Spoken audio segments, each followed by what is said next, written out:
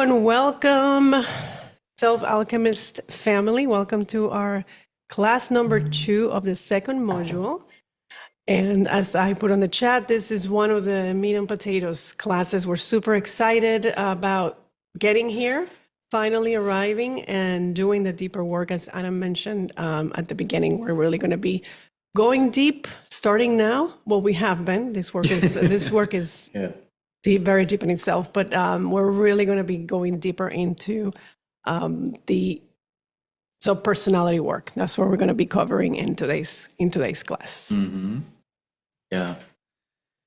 Yeah, I love, to me, the subpersonality work really is, and Roberto Assagioli speaks into this as well. It's really truly the foundation of the transpersonal, because this is where all the different parts of ourselves converge into the here and now, and they're informing. Hey, Caitlin, I just saw you turn your camera on.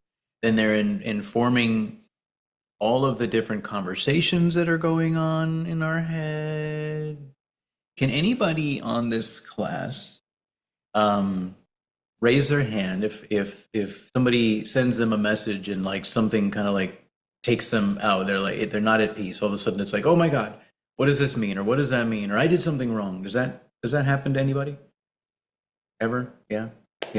That's a subpersonality. Yep. And if you haven't already kind of guided to that yourselves, those moments when there's something other than perfect peace means that there's a part of self that is not really true, but it's also true to our internal operating system. So I just wanted to kind of speak into that. So we'll get right into subpersonalities after we do some sharing. So I'd love to take some sharing from those who didn't get to share last week about the synthesis of polarities, anything you want to share about that work, and then we'll get right on, and any questions if anybody has any questions, and then we'll get right on to the subpersonality work. Right. So who would like to share? I know Caitlin didn't share last week. Nova was Deborah did get to share. Deborah did not get to share. Did not get to share. Mama. Yep. So Caitlin, if you'd like to kick us off, we would love to. Hope you're feeling better, by the way. Yeah, I'm getting there. I started a parasite cleanse last week and like immediately just was leaking. It's been intense, but it's been really beautiful. Yeah. I was just gonna share a quick little like kind of vision I had listening to the meditation. Well, like it happened a little bit last week when you did it at the end of class, and then listening to it again throughout the week, I just had this vision of like the observer, like sense of like observer, and then almost like even able to remove myself from that and observe the observer observing. And it was just really beautiful to see. It was just like, I don't know if you guys are familiar with the artist Alex Gray. Oh, yeah. But Yep. yeah, it was just like that whole thing just came to mind of all of my, like, starting with myself and my own observer, and then just seeing the connections in all humanity, really. It was just really beautiful. But yeah, I was almost like just having like a sphere being the observer, and then from that sprawling being, each end of your polarity, but then seeing how that connects to the person next to you and part of their polarities, and just how we're all intermingled. And yeah, it was just really, really beautiful. And I had a lot of fun with sitting with my own polarities, but then just like in conversation with my clients every day, even just being able to kind of guide that conversation into something of, like shifting the language and shifting the perspective and kind of releasing attachment to one feeling or the other. I can see the difference in myself, and I can feel the difference. It's super powerful to already be able to shift the people around us. Yeah. Beautiful share. I got chills. Yeah. There's some esoteric teachings, and this isn't necessarily capital T truth, although it is for me, And it really isn't really in the, well, it kind of is in the Alchemy of Self body of work, but that really it speaks into like different esoteric teachings such as A Course in Miracles, or um, anybody who's gone into a deep shamanic experience or breathwork experience or even silent meditation, there comes these awarenesses that like, as I change, the world changes. Meaning that like there is no one else. It's just like this reality, this holographic reality that when the, like, let's say closest relationships, I'll use my mom who's on the call with us, sitting in front of the giant moon there. That's beautiful. Like as I shifted, our relationship shifted, and then I know that we've had the conversation. She shifted, our relationship shifted, and whenever there's these little separations or judgments or constrictions or whatever, it's never about the outside circumstance. And that's what I'm hearing you share is like the world around seems to shift. Like, oh my God, my clients seem to, and this is where the healers are really the healers.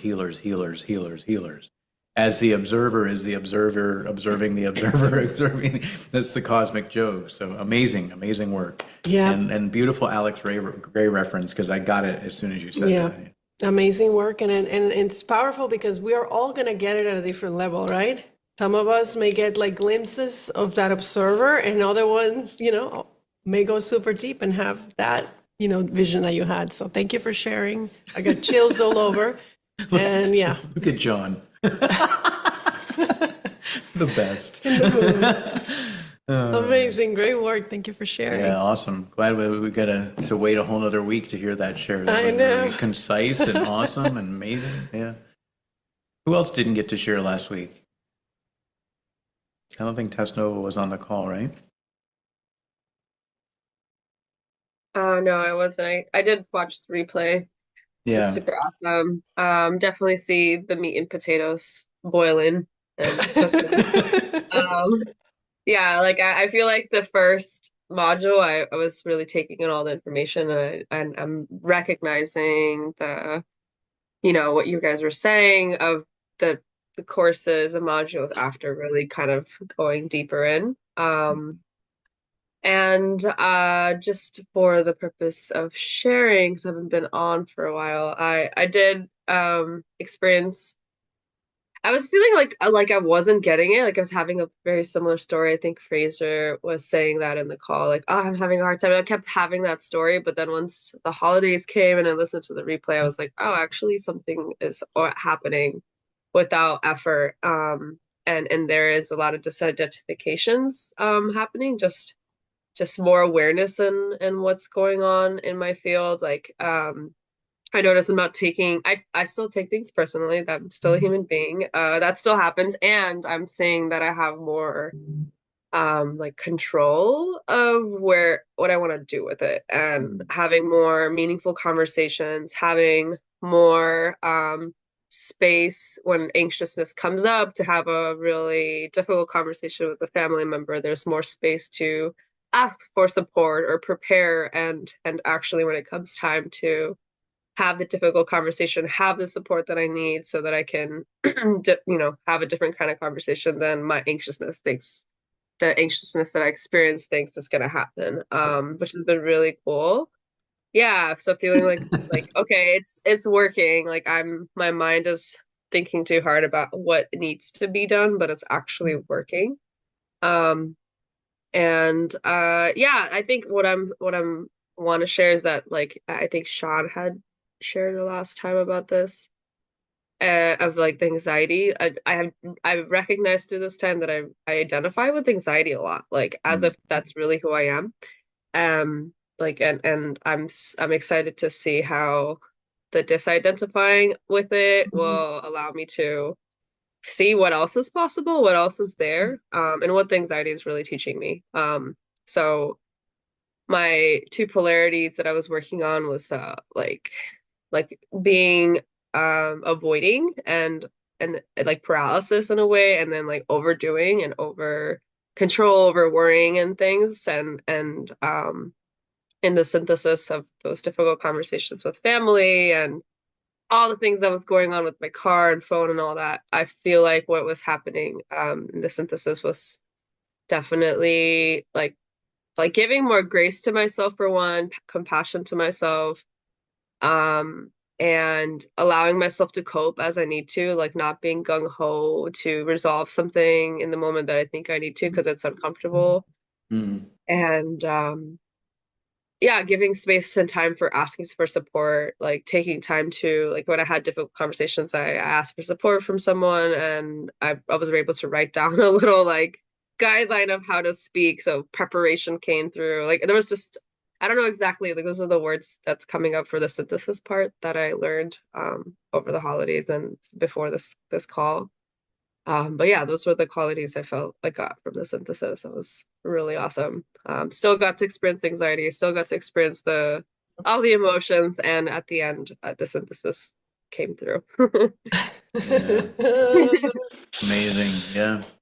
Yeah, Amazing, sometimes it amazing. takes, going off into that, fully feeling the anxiety, right? Like not pressing it down. We covered that a little bit on the previous call. Like anything that Mhm. can be suppressed or, pushed to the side ultimately will come out in some other way. And even though it's like, wait, I'm spiritual and I've done all this work and I'm supposed to be this thing, under the surface, there's this, the duck's feet are, well, the surface, that old analogy of the duck being totally calm on the surface of the water. But then when we can actually lean into, is what I heard you share, of like leaning into feeling that anxiety and like sometimes just allowing that to be, or, is what removes or gives way for being able to observe what it is as it is. Totally. But it takes courage. I know Sean shared that last week as well. Like he's sitting in Costa Rica and there's this anxiety going on. The anxiety is no, it's not in the room. It's inside.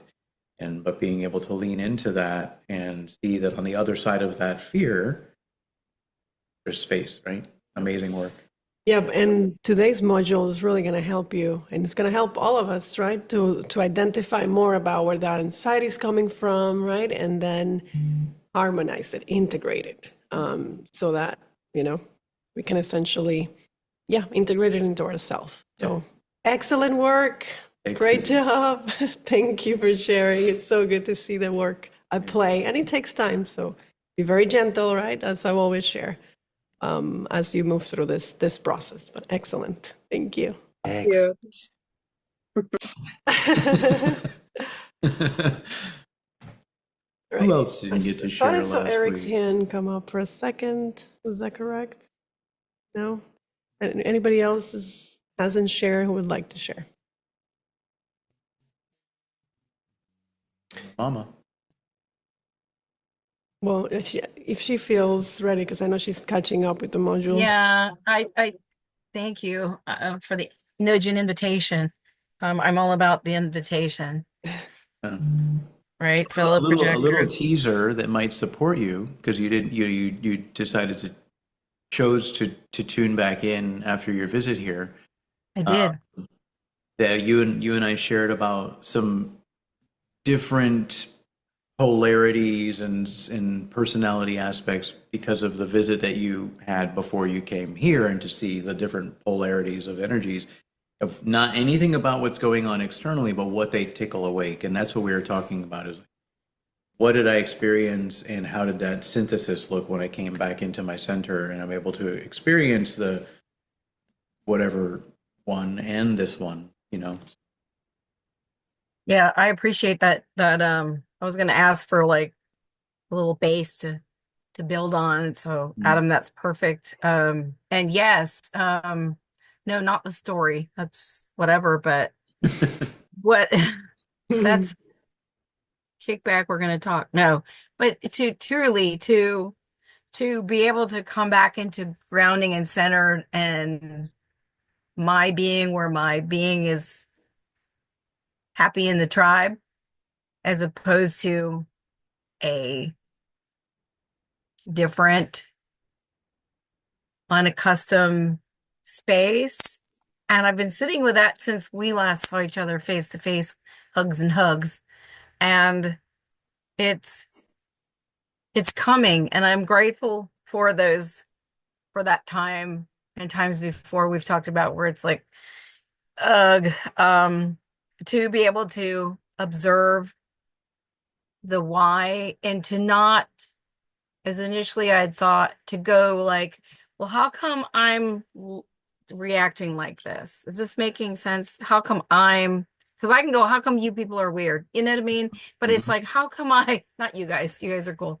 How can, how can I look at something that's different from my space that I thank you, I love you too, Eric, to the where I can observe me from, and because I only have me, and to not be, I think it's anxiety, fear, like it in itself, that which we will not speak kind of like scares me in a triggery way. It's like, oh no, I don't want that. So and aside from the typical internal vibe of wanting to get out of the situation and not be around it, that's not bad or wrong, but to come from a space within that I can just simply let it be okay, because it's not happening at me or to me. I'm observing me reacting to stuff that I have our favorite word, control. And the desire to control for me comes from I am uncomfortable, I'm anxious, I'm scared, the yuckies, and go like, I need to put myself up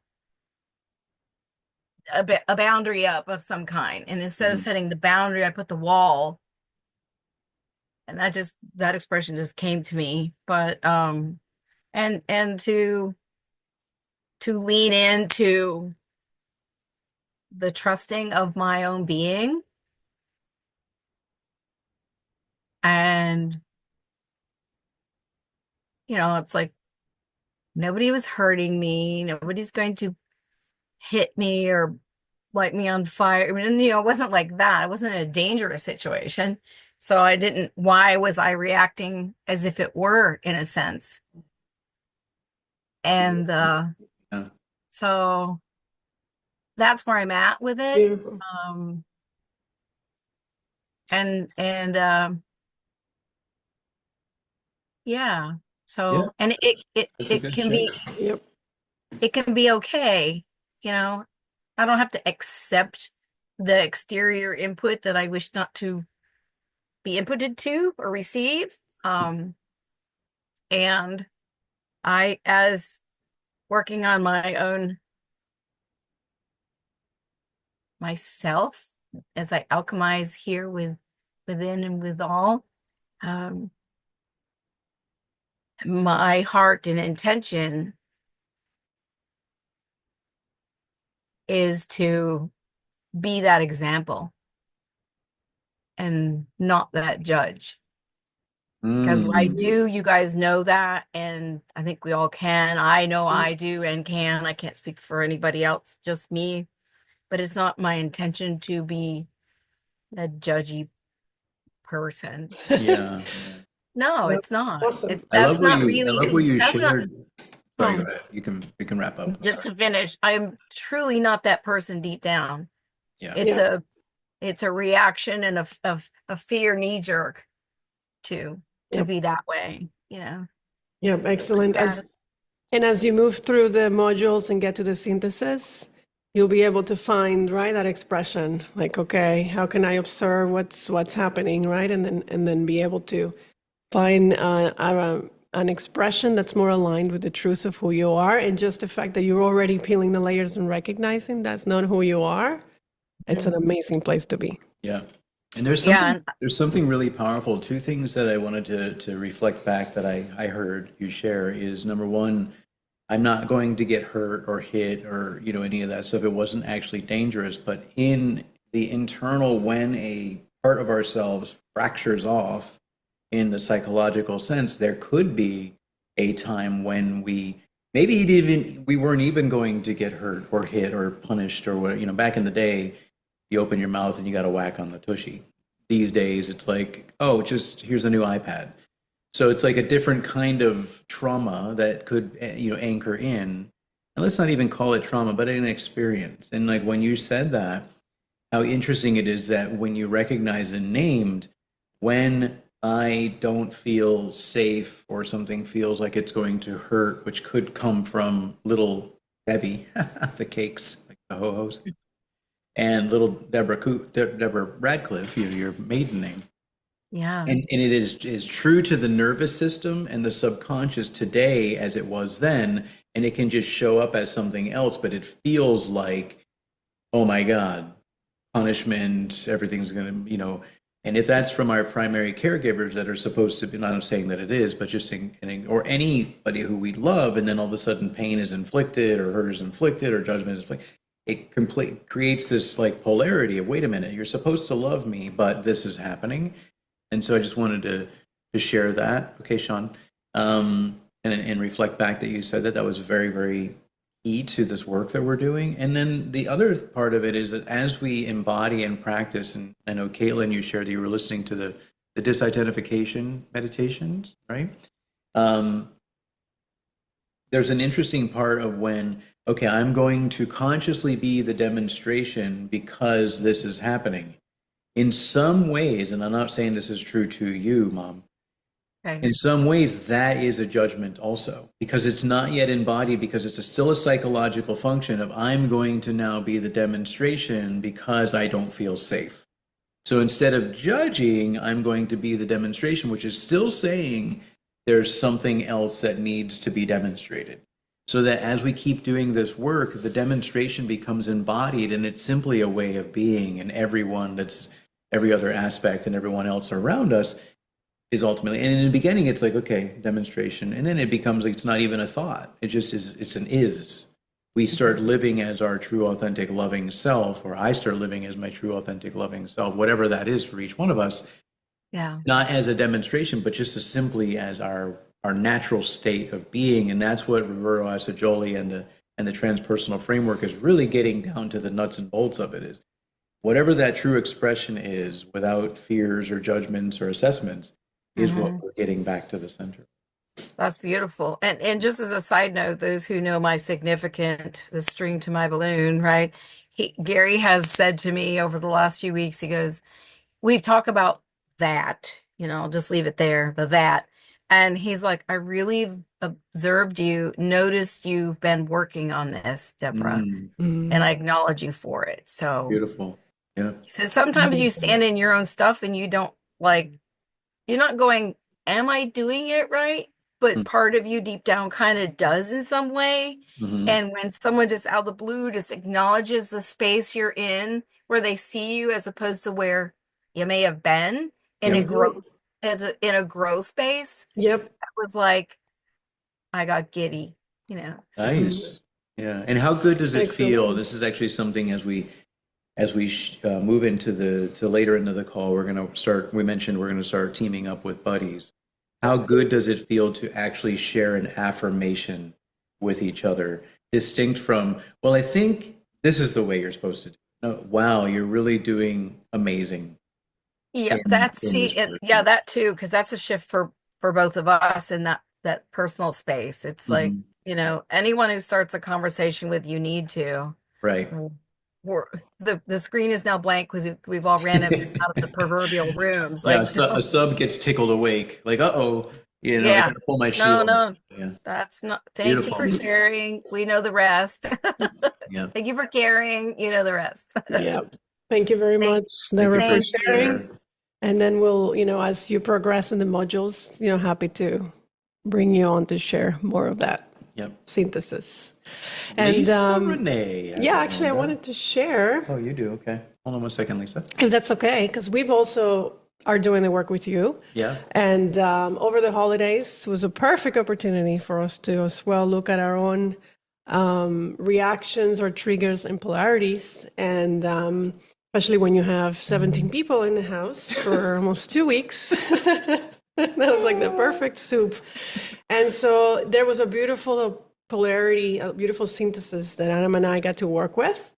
One polarity being perfect order, and then the other polarity, chaos, right? And then right? Being able to like, what happens, right, when we're identified with one polarity, like things need to be in this certain way, right? But that's the extreme. And so, what that ends up showing up and creating stress, for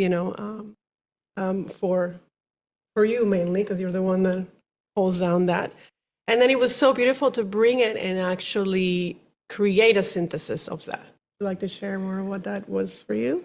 Yeah, it goes into what you were sharing, Mom, and no accidents, right? We get to live together for quite a bit of time in those formative years. But like when there is a space of not feeling safe, and I like to have my own home and place and things and kind of know where everything's at.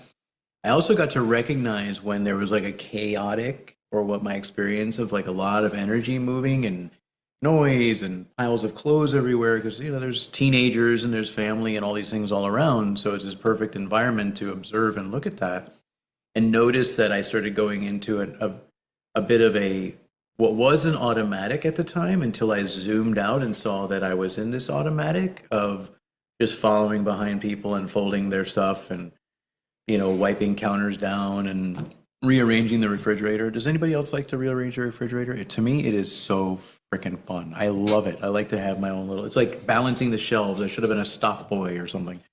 But what happened in this is from a place of doing this work for such a period of time that we have, was the ability to zoom out and observe while my body and mind was doing the thinking and all the things.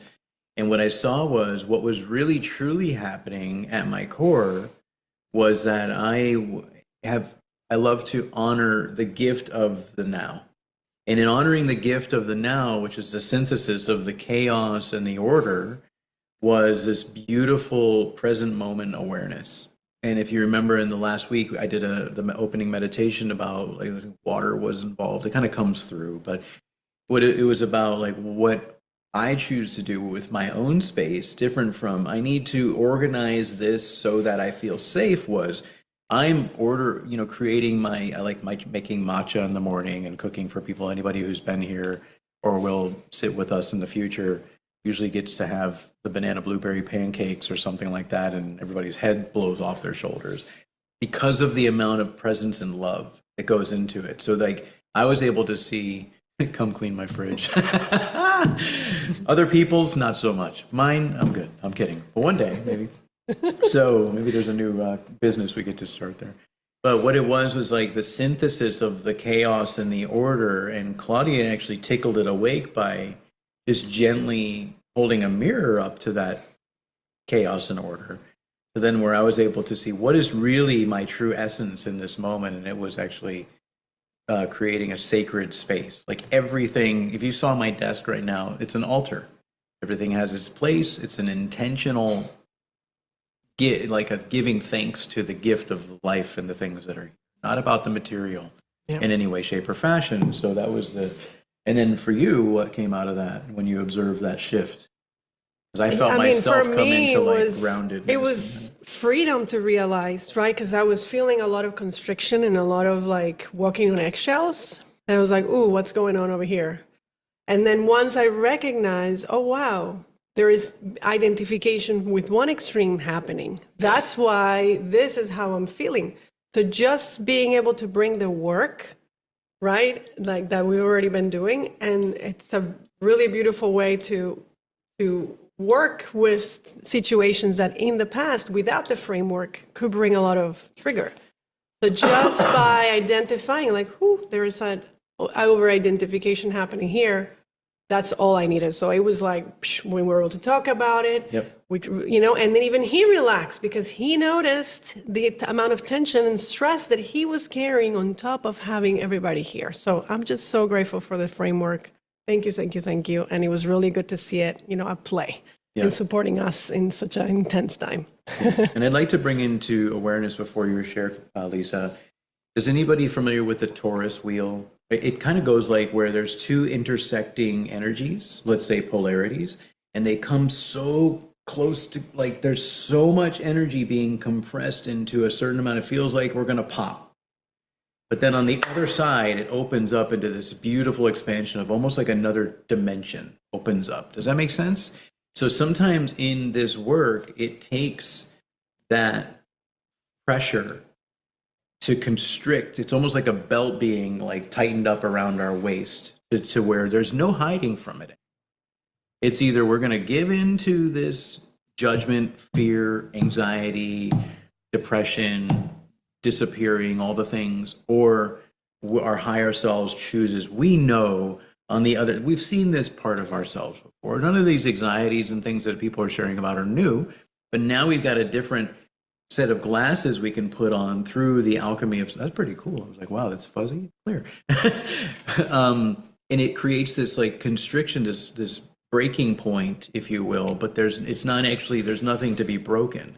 It's all happening in between the 6 inches between our ears, and sometimes somatically as well, right? Like there's a feeling that sometimes triggers a thought that sometimes triggers a feeling, whatever it might be. So in those constriction points where it's like, oh my God, there's so much chaos out the other side. So it's like I like to celebrate and not be afraid of, and that's actually some of what this work is we're going to be covering. Not be afraid of leaning into these things that come up. And especially during holiday time and family time, relationships coming together. Just a quick note, like sometimes if you go to a Chinese medicine practitioner or functional medicine doctor, they don't ask about your family history.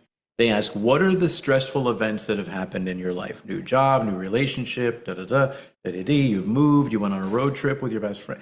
Because that's where the stress comes. But being able to leverage these tools creates that space. If not, there's a dis-ease that's happening within the body, which is what Eastern medicine really gets into. Never about putting a Band-Aid on, the circumstance. It's about let's look at the circumstance. Okay, Lisa?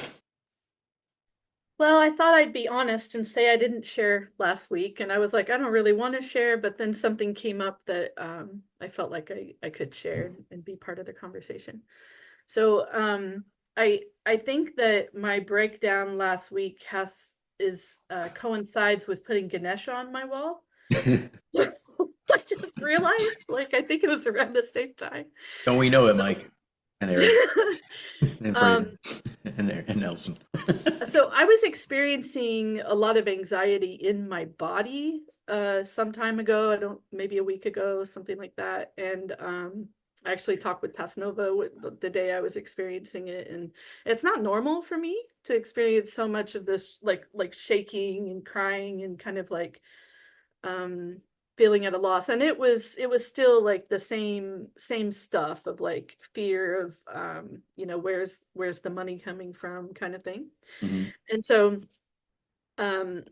went to church the other day, which is really weird for me to say out of my mouth. Because it's been many years that I've gone to church, but I went to church and they preached about prosperity, and I just felt like, okay, I came to this, like everybody's trying to tell me from every single direction, and I bought a book from their bookstore, which is called Prosperity, and just reading the foreword had me like get into the polarity, right, of prosperity versus scarcity, and like actually what does that mean, and what does it look like, and what I got, and it was really powerful and transformative, is that like I get to be in the presence of already having it, which I've heard many times, but like just some way, the way that I read it in this, it like fully landed for me. And I started shifting like my internal conversation of like what I have. And like I have a car, I have a reliable car. Like I'm not sitting behind the wheel yet, but it's here. So just like trying to really like feel and be in that energy. And when I tell you, like the next day I had a potential client, or within a few days, like I have 2 or 3 more potential clients just after that energy shifted. It was like immediate answer to everything. So just really feeling and being with that, and the expansion of like everything that's coming towards me. I may have so much work that it might be too much work, and that's amazing. and I have a plan for that too. So yeah, that's Beautiful. Amazing, amazing work. And yeah, and if you want to practice this identification when you feel the anxiety coming in, right, and then moving into that observer mode, so that you're not, you know what I mean? It's like, okay, that practice I think could really support. that is kind of what happened that day too. Okay. Like, Yeah. I didn't Awesome. share that, but that is what was, I was like, okay, what is Oh, this? nice. You know, like, what is this? Where is it coming from? And realizing, okay, it's like literally like, you know, $200 in the bank account is what it was, right? Yeah. Like, Right. that's Like what it was. that's that constriction. But then Yeah. you know, the disidentification is I have thoughts, feelings, and emotions about this situation, but I am not those things. And even that, even like really anchoring into the simplicity of that meditation can have us then be able to notice all this stuff is going on within the body, thinking, feeling, emoting, you know, and we're not those things. Yeah. And even the $200 in the account is not who you are. Yeah. Right. Right. But we identify with those things. But when you do, major anxiety creeps in. Yeah, I think that's pretty true for everybody these days. Oh, you know? for sure. Yeah. We never said this work was easy, okay? And it's simple. But it works. Amazing. Great work, Lisa. Thank you. Thank you. Well, we do have a lot to cover on the Yes, class I think today, we should so it was get a beautiful sharing. started. But let's go ahead and jump in. Claudia Jump has in. created some amazing visuals for us to tune into and just receive this beautiful information. But would you like to start that by I'm going to tuning be in? sharing a screen and then we'll get into the Cool. Subpersonalities, also known as subs module or class of module 2. And we're going to begin with a grounding and centering meditation. Yes, ma'am. Adam will lead us through that. Yes. So I'm going to lean into the microphone. Can everybody hear me just fine? Yes. Going to have the whispery spiritual voice today. So as we usually do, you guys should be, you got men and women should be getting used to this opportunity to tune out of the external stuff, even the screen in front of you, by gently bringing your eyes to a close for a few seconds here, for a minute or two. Yeah, rub those eyes, take a deep breath in together, and exhale.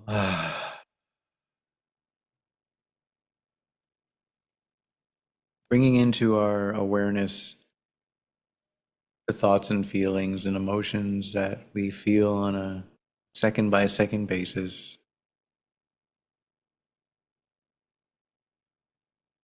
And if you are so inclined to give yourself a big hug and hug those thoughts, feelings, and emotions in yourself. And yeah, I love you thoughts, I love you feelings, and I love you emotion.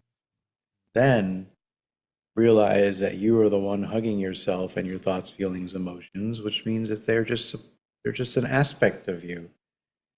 But you're actually the one hugging yourself, the one loving yourself, the one loving the thoughts and the feelings and the emotions and the anxieties and the judgments and all the things.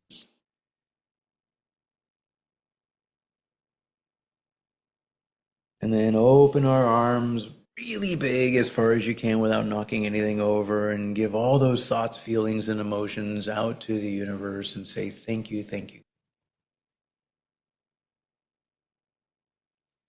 And now bring those hands into heart center. We begin to become the universe, observing all of the thoughts and the feelings and the emotions of all the 8 billion people in the world just floating around like twinkling lights, and going back to their true essence of who they are, which is love.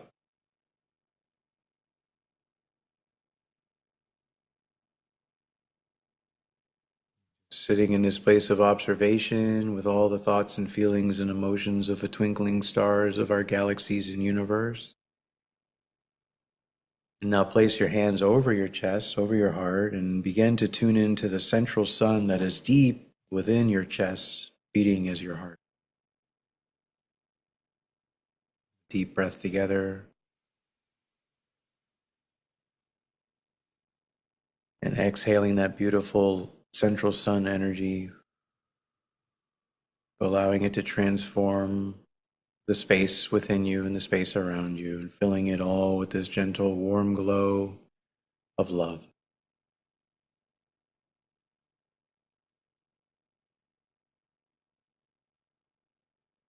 Just in your mind's eye, feel that central sun building, building, building out from your heart and filling up every cell of your body, all the way into your fingers and toes, this warm golden light.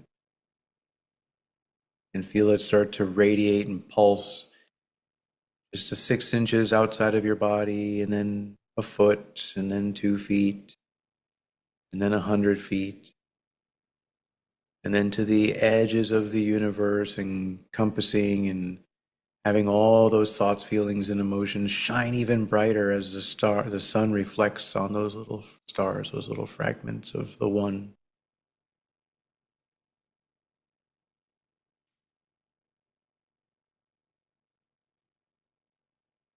And as we transmute the energy of all the thoughts, feelings, and emotions that are all floating throughout the universe, they begin to turn into love, and they begin to gather all together and form one giant sun.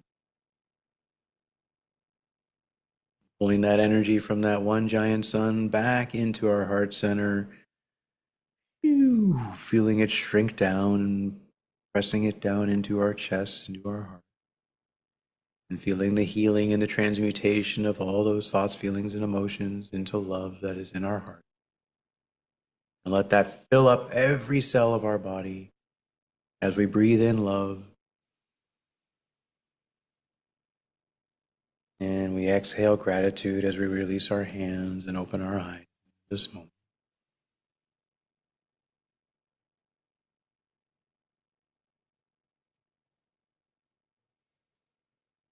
Thank you. Delicious. Exquisite. Thank you, baby. Glad we're recording these because I have no idea what I just said, but here we go.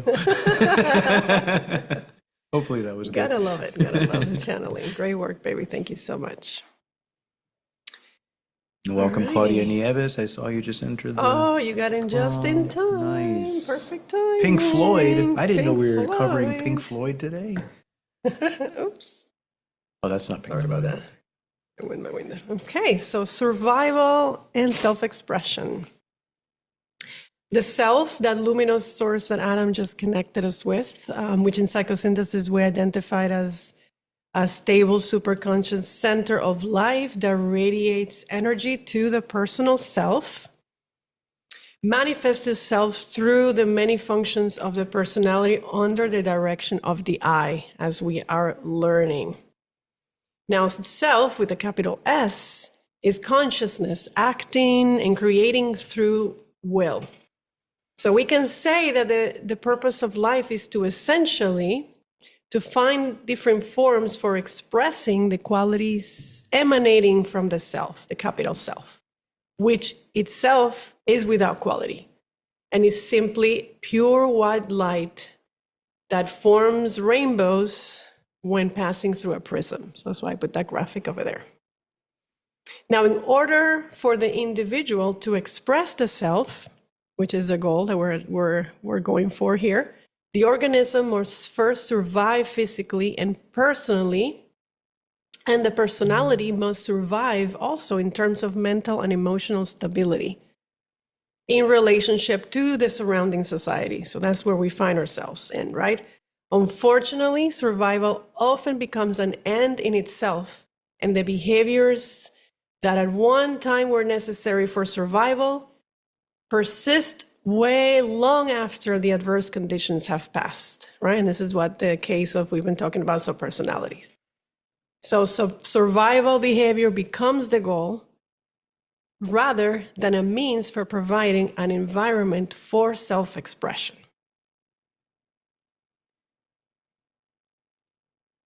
So today we would like to share with you a familiar model that some of you may be familiar with, a model for exploring the progression from survival to self-expression. This is Maslow's hierarchy of needs. And you can see at the bottom are the basic psychological needs for food, sleep, warm, rest. And then next, we have our safety needs for relative stability, security, and safety.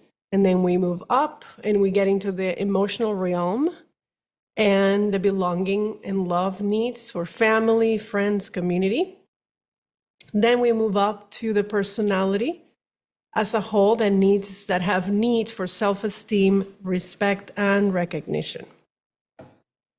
And then we have the self-actualization and the self-transcendence on the very top.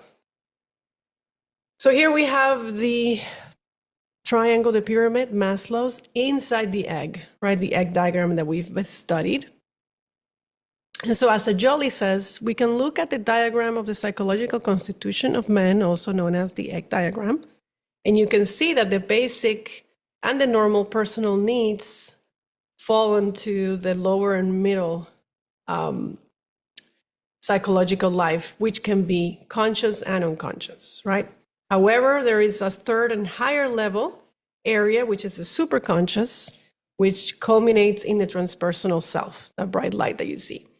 So if we look at self-actualization with a capital S, we could say that those needs underneath are all expressions or needs that are needed for the self to fully express through the personality. Now we're keeping the top, you can see the top, it's like shining. The vessel is open. And the idea in this process is that once we meet all of our needs, right, and the self-expression can then be pour out in service into the world. And so as Jolie, actually, I would love for someone to read this slide. Just jump in and you can read it. Actually, Jolie believed that the aim of enlightenment is to be of service to humanity. The ecstasy we feel at our contact with the soul must serve this purpose. The synthesis of humanity and ultimately the cosmos is the goal of evolution. Beautiful, right? So it really make that shift between once we get to that alignment, it really all becomes to be, serving humanity as a whole. Now, as we satisfy each level of needs, the next higher level emerges so that in a way, we're never really fully satisfied, right? We're once and for all. It's like once we meet certain needs, then the next level opens up. So a lot of the times, discontent motivates us to satisfy even more complex needs until we reach the next level of self-actualization. So as it says in The Unfolding Self, one of the psychosynthesis book, we never quite become self-actualized. We are only self-actualizing because this is just a process that is constantly happening. And we must continue, this is where we come in, we must continue to meet our lower needs to make sure that our foundation of physical and psychological health is strong. Just the goal of what we're doing this in psychosynthesis, right? Now, the hierarchy of needs may suggest that we develop linearly, that people develop linearly, but as Jolie, like Maslow, knew that wasn't the case, right? Because you can have transpersonal qualities that can appear in a poorly integrated personality, right? So you can say some people that are idealists don't have the strength to realize their ideas, right? Or people that are sensitive to beauty, but they are ineffective in life. And so that's why the goal here with psychosynthesis is to have a strong foundation emotionally and psychological foundation so that we can both operate in the 3D while receiving and emanating, allowing these higher qualities to show up in our life. And now, one more thing that they also say here in psychosynthesis is that the process seems like we go through stages, but the way that it actually goes is we take 2 steps forwards and then we take 1 step back. So think about the spiral that I mentioned at the very beginning, right?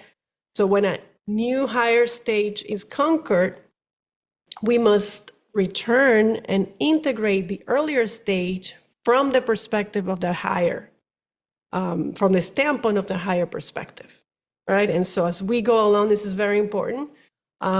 because there could be a tendency to just keep wanting to reach higher levels without necessarily going back in and integrating each stage and integrating the tension that this may produce in your personality. Now, unfortunately, in today's consumer world, you can see people try to meet their needs, their higher needs, with substitutes. Like, for example, young people that are joining a street gang because they're looking for belonging, right? Or somebody who wants to feel important, and so they just end up purchasing a lot of material items, expensive items, because they're trying to fulfill some of those internal needs. So it is our responsibility for each of us to identify what our psychological needs are and meet them in a way that is healthy and effective. That's going to be our work. Boom. So now we come to subpersonalities. What are subpersonalities? Subpersonalities are a constellation of behaviors, feelings, and thoughts that are left from a time when we needed it for survival to meet our lower level needs. Okay? Although it no longer performs a function, that subpersonality continues to be loyal to us. And so our subpersonalities, and you can see in that graphic there are the different images, different expressions, right, that we generate throughout life in order to meet our needs. And so they are expressed through behavior, reactions, and they can be seen as inner voices or self-images. So, each of us has our own set of images. As Ajoli writes, indeed, if we observe ourselves, we realize that something is always talking inside of us. Who can see that? Who can relate to that, right? The different voices. And these incessant voices from our personalities or from our own conscience are constantly creating an inner uproar. So that our personality contains those many self-images and voices that we have acquired throughout the life. And you can also use the analogy of our personality being a large building with several floors. And on each floor, there are different actors, right? And these actors are responsible for the different needs on the floor. So if you look at, right, that pyramid of Maslow that we shared at the very beginning, there are different needs on each of the floor, and there are different subpersonalities that we have generated throughout our life to meet those specific needs. And so something to point out is that these subpersonalities can be feel as an inner resistance. They could be also not necessarily be like, they can just be energy. They can be moods that have no particular form. Right? So for example, somebody that feels loneliness, right? They just have this feeling of loneliness, right? That creates a certain mood. So it's really interesting when you start to look at, right? Because there are certain ways of being, certain moods that may show up for us, and we don't really understand why.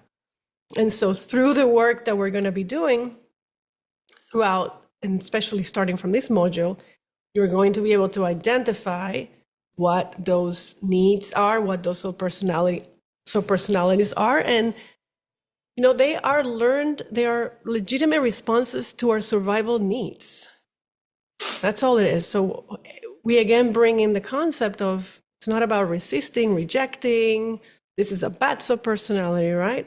No, they're serving a purpose, right? But it is important for us to acknowledge that and then to release it, because it's taking a lot of our energy. And when we are acting unconscious to these subpersonalities, we're not operating at our best, and we're operating in a more ineffective manner. If I may add something there really quickly. There's something that I myself have worked with, being very vigilant in that regard. Like Claudia used the example of someone who's, picking up a lot of material things to fulfill a missing need. there's a very interesting and subtle subpersonality that shows up that I've noticed be a common conversation, especially in some of the men's work that we do. So I wanted to voice it now in this particular moment, and that is when seeking acknowledgement or validation from someone or something outside of ourselves, and the subtle tendency, if not in relationship already romantically, to accept relationship from anybody who's willing to make eye contact or give you a smile, or give us a smile. There could be a subpersonality, and most likely is, when it's like, ooh, I feel loved, distinct from I am love, and this person wants to hang out with me. So I just wanted to bring that up, that there's anytime that there's a seeking of like, well, I did this for that person. You know, somebody's sharing something like, oh my God, look at this piece of art. Oh, I'm the one who taught you to paint. And just noticing how that can be a very like slippery, very quick to say automatic, to seeking acknowledgement outside of themselves. It goes within that hierarchy of needs. And a lot of the time we can go into that next step of the hierarchy of need, and we got to go back and circle back around and confront those parts of self to then be able to live in this world as a whole, perfect, complete individual, not seeking validation. And that can show up professionally, romantically, and all the things. So I just wanted to put that out there. Yeah, thank you for that. Yeah. And something very important to point out is the subpersonality pattern.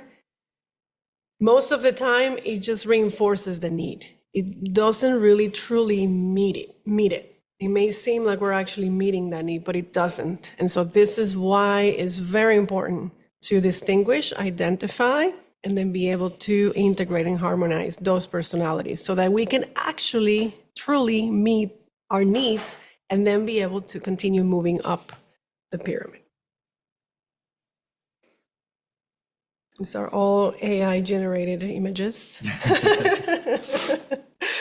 Now, our subpersonalities, they need to be recognized for the service that they have been attempting to perform.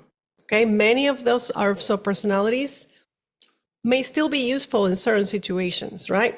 However, they actually sabotage the very needs they were designed to fulfill, as I mentioned earlier. So for example, a little girl develops a cute, flirtatious subpersonality to win the approval from her relatives and to satisfy her belonging needs, right? Maybe that worked when she was young, but as she grows to womanhood, this subpersonality may actually limit her opportunities to establish mature relationships. Mm-hmm. So still the subpersonality persists, loyal to the cause, right? As long as she remains identified with it, right? It becomes a survival pattern that prevents her from expressing other qualities such as authenticity, intelligence, or maybe empathy. So are you starting to notice subpersonalities within yourself? If you are, you can like raise your hand. Yeah. Awesome. So when the I disidentifies from our subpersonalities, which is the work that we've been doing, right? And we're going to now do with our subpersonalities, the I can recognize and honor its initial purpose, and then it can reclaim its purpose and its will energy while letting go of the behaviors and attitudes that no longer serve. So in other words, there may be some subpersonalities that may have no value for you moving forward, right? But some of them may still do. So from the I, right, you're going to each connect to that subpersonality and be able to recognize the purpose, right? Reclaim it if you need to reassign the new purpose to it, and then let go of those behaviors that are not in alignment, right? So that the I can find more appropriate ways to meet the need. Because once you distinguish the personality and you start inquiring, and we'll teach you in just a moment how to work with subpersonalities, once you discover what the need is, then you can use the power of choice and your will to meet those needs in more healthy ways. Mm-hmm. Now, many of us carry maybe, 1, 2 subpersonalities from survival, or many more, right? We don't know. We may have an idea, right? But many of us carry a lot of those subpersonalities. And so, with the work that we're going to be doing here, we can actually become aware of those patterns and then choose to meet those needs in a more conscious way. So the next exercise we're going to lead you through next is going to help you to identify one of those subpersonalities. Now, in the book, The Unfolding Self, Molly Brown gives the example that subpersonalities are like loyal soldiers, like the Japanese Marine who was discovered on a remote Pacific island several years after the end of World War II.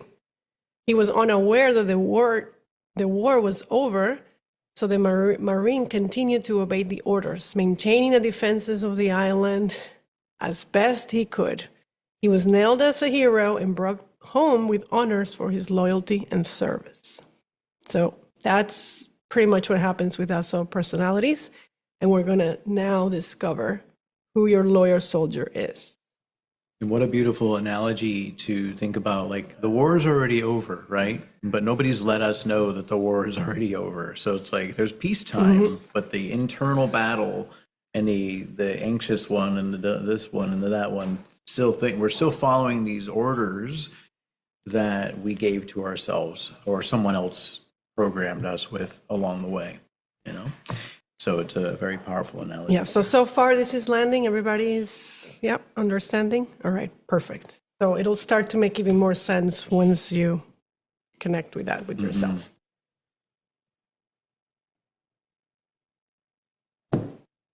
So we have another short exploration with regards to, it's a closed-eye process again, with regard to seeking the loyal soldier. So as you are able to, and I know this is some of our favorite thing to do, is to bring our eyes to close one more time to tune out any of the external things that are going on the screens and things like that. Those things that are reflecting in your glasses that we can see on our screen. And just allow your eyes to close as we come into this seeking a loyal soldier meditation experience, if you will.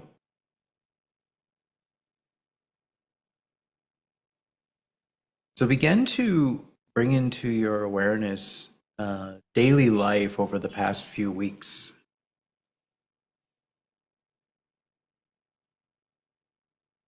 Start with today. What have you done this morning and before this call, and move backwards until you find a time or times when you felt any fear or anxiousness or constriction in some way. Just kind of travel back and find a moment when you, oh, there it is. I felt a little fear or anxiety in that moment.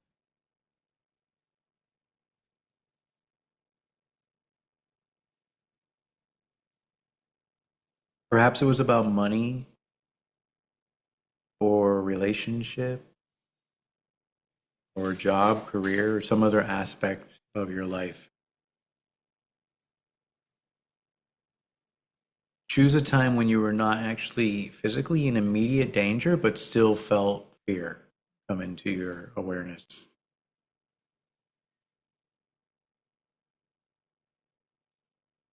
And allow yourself to relive this experience and recall your feelings, your thoughts, and your physical sensations and responses to this happening. How does the world look from that place? How do you feel about your own abilities? And what actions are you tempted to take from this place?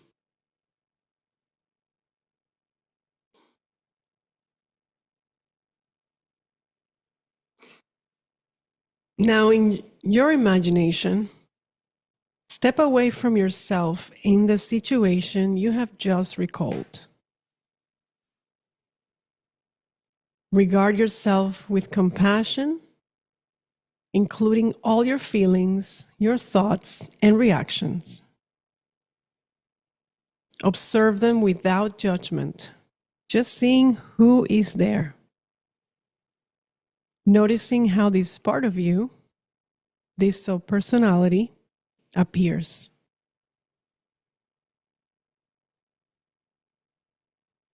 Notice what this subpersonality is trying to do for you.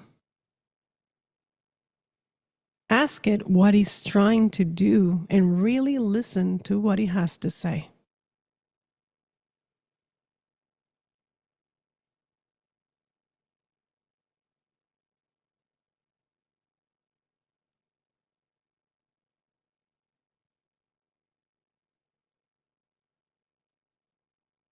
Find a way to communicate your appreciation for its loyal service to you. Let this subpersonality know you are grateful for its attempts to take care of you.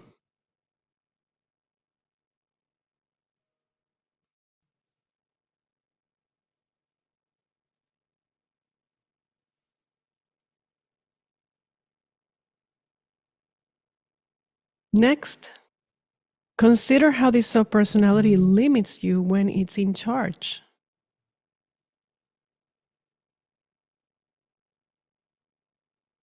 Notice its blinders,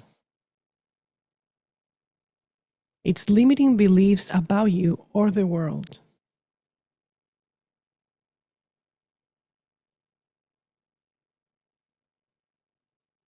Perhaps you can sense what it really needs, what qualities or energies it needs to be more effective for you.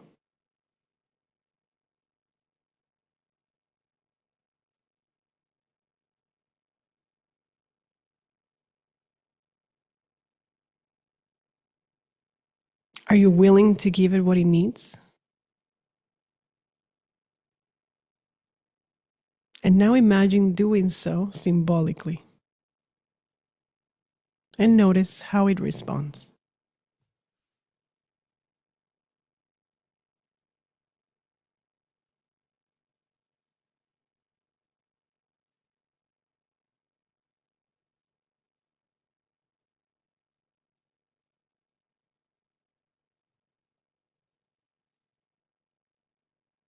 Now, before returning back into the space, take a moment to make any agreements needed to better integrate this loyal soldier into your personality.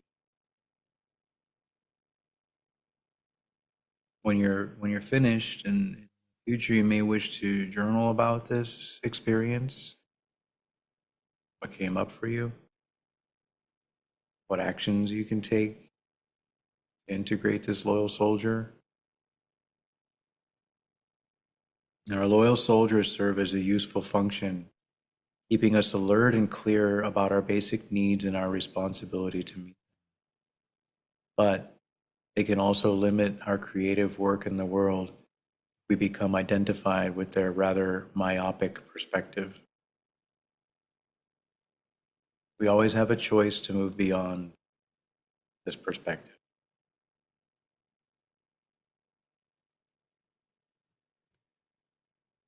So gently take a deep breath in, and on your exhale, you can open your eyes and room. And I'm going to open up the floor for some sharing if anybody would like to share. Who came up?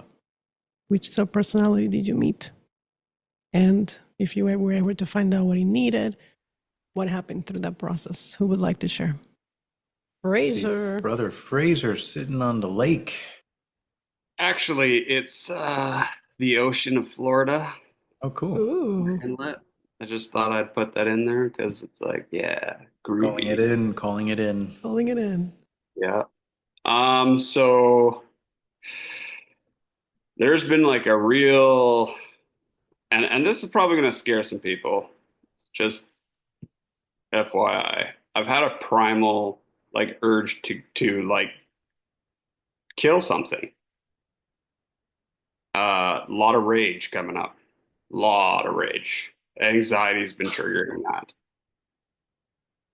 And I wasn't going to share, but then I'm like, no, I'm going to share it because I think it's important to share how I'm feeling and with this feeling. How do I allow that part of me to see that it's being heard or accepted? I don't know. Mm-hmm. So yeah, it's there's always been consistent angry part of me for as long as I've known who I am, like understanding who I am. Not even that, like before that, there's always been this rage, but that desire is a fairly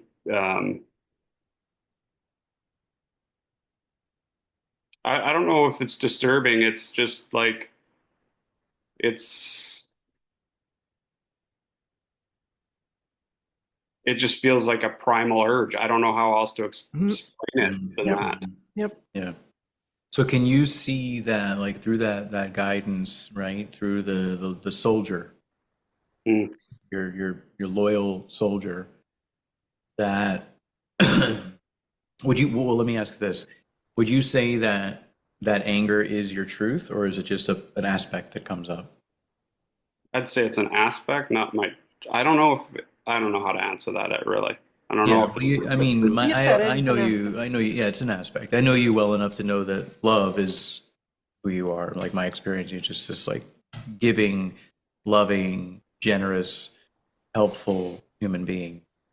But somewhere along the line, like when we took in that meditation and just went back and looked at a particular instance where something was triggered awake, that loyal soldier could be a rageful soldier to keep us safe, Mm. to keep you safe. And in any moment when there's anything other than things how you want them to be, those loyal soldiers, and we can have a whole entourage of loyal soldiers over our back and all around us, because they are here with their swords at the ready to take somebody's head off, ready to protect someone else, ready to be heard, be accepted, be all the different things. And it shows up as a label of rage.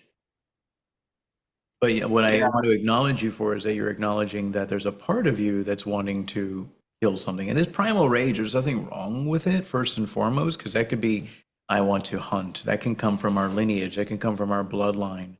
And I know you have a very deep bloodline where there is a need to survive, and to feed our families and things like that, which creates safety and creates you providing and those different things.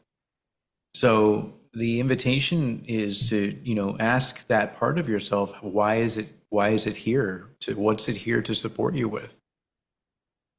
How does that rage serve you? Yep. And what is the need Right. that is trying to fulfill? That's your job. Your job is going to be to find that information, and the homework is going to lead you right into that. So you will have plenty of opportunities to go deeper with this part. Right. I do want to say we're going deeper into our lower unconscious material, right? So there's some things that are going to be over here that, right, it's like, oh my God, so first of all, we welcome all of it, right? There's nothing to be scared of. This is just contents of your consciousness that you're becoming, and may you already seem to have already been connected with this part. So depending on how deep, right, how deeply rooted, and it may take a little bit more to shed some light, because you're bringing it out into the conscious mind, right? And so even if you didn't quite get the information just yet, don't give up, right? First of all, the first step is to identify the subpersonality. Awesome. You've discovered it, right? You know what that is there. So that's the first great step. And then the invitation is to not give up. Even if you don't hear immediately, your job is going to be to identify its needs. And we'll give you a specific process that you can go through this, so you can bring that, find out all the information that you need so that you can meet the need in a different way. And maybe it is to go hunting. We don't know, right? You're going to find out. What is that need? But there's a primal need there that needs to be met for you to be able to release that, because it's taking up a lot of energy. You may realize, right? It's taking a lot of your resources. And so great work. Great first step. And I'll share that, when you have a vision, and you've shared some of what your big why is when we first opened up the conversation in this course, right? And that big why hasn't been yet realized. So we're in the gap, right? You're in the gap from being in Florida. You're in the gap from financial, or you're in a gap from relationship, whatever that is for any one of us on the call. And in that gap is where it's like walking around in a dark room. I don't know how, I don't know why, I just want it now, right? There's a part of us that's like, I just want it to be done. I don't want to have to do this. And so frustrations, and it can bring up, does other people feel anger and rage sometimes about what's going on in life and like why we're not already here? And it happens for moments of the time, but then it's moments of the time. It's not all day, every day. If it was all day, every day, we would probably be having a different conversation with someone licensed to take care of that situation, but you're observing it and be able to share that. And so there's a psychological aspect of things, Fraser, but also if we notice, especially for the men on the call, if we notice that there's a primal desire to, and I'm sorry for the vegans and the things on the call, but if there's a primal desire to release and move this energy, what can you actually do in the 3D to channel that energy? Does it mean you're going to go out hunting with some buddies? Does it mean you're going to go out fishing? Does it mean you're going to go, walking through the woods with a knife and pretend and act as if we are in this survival mechanism? Because what happens is we can oppress these feelings and thoughts and primal, which means it's coming from a deep core or something. There's a psychological aspect, but then there's also this deep need and desire to create shelter, food, like that lower on Maslow's hierarchy of needs. And if that's not taken care of, and we're not able to take care of the people ourselves and the people that are relying upon us, daughter, wife, husband, tribe, that energy can start to get all over the place. So how can you then also, in this 3D reality, not suppress, but find ways to channel that energy? Some people would say that that is a deep sacral kind of energy and root energy, and there can be like creative processes. And I know, Fraser, you like poetry, but like some people, like I know Mike, like is, does art and with his hands. Where if we're not giving ourselves the opportunity to go out and do the things and be in nature and work with our hands and physically in this 3D, not so much in the psychological, which is also happening, that energy can get constricted and it can show up as rage.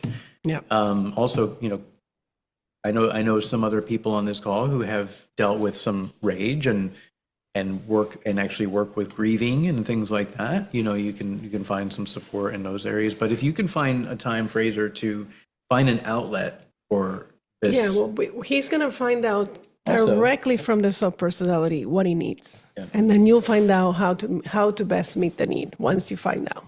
Yeah. Once you go deeper with it, even if it didn't come through right in this moment. I got a pretty good answer from it, but I don't like the answer that I got from it. So it's You open to sharing what that is, or? not in public. Okay. Okay. So we can connect about I know that. we missed each other last week, so we can have We're a back call. home, We're back. so we have a little more We can have a space. one-on-one about that. Yep, definitely. Yeah, and Tasnova is even And, saying, I feel you in the rage. It's nothing to be, Yeah, ashamed about or exactly. anything like that, because that's actually going to reinforce, like the thoughts of it's something wrong actually reinforces it Yeah. and causes it to get And the pressed most down. important thing that we keep working is that loving observer, right? Just observing without judgment. And even rage is a healthy response to something, right? That's something that is not, right? That's not being fully expressed within you.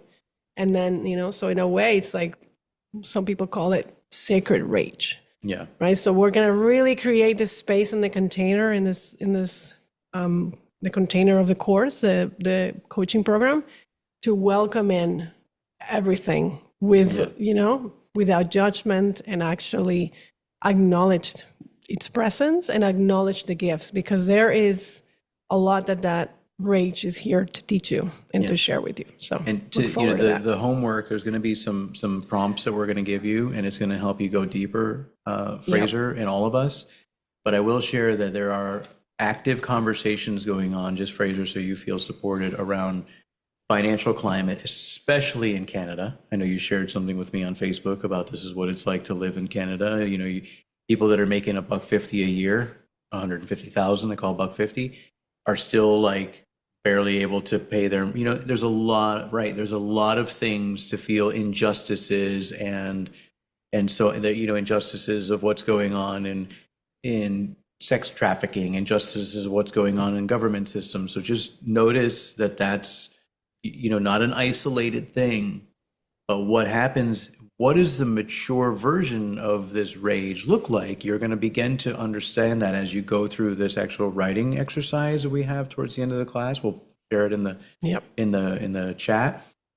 But each one of these emotions, let's just point on rage for a second, has a mature aspect of it.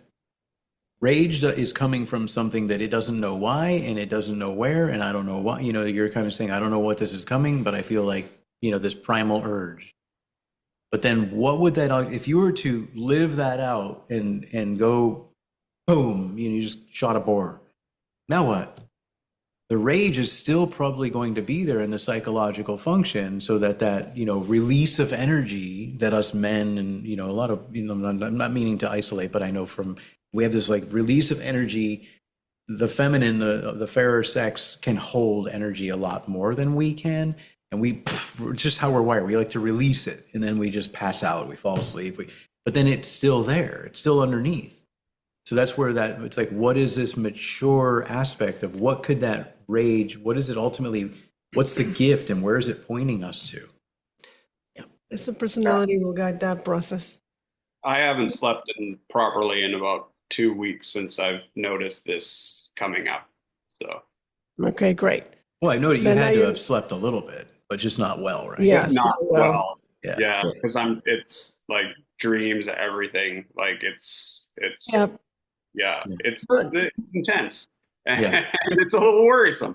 Yeah. Well, Uh, meeting it with love, not judgment, yeah. right? It's Yeah. just there's something there that wants to be expressed, that wants to be acknowledged. There's a need there. So it sounds like you were kind of preparing for this call. So my invitation is for you, Fraser, and everyone. Some of you may be going deeper into your lower unconscious. So there may be resistance.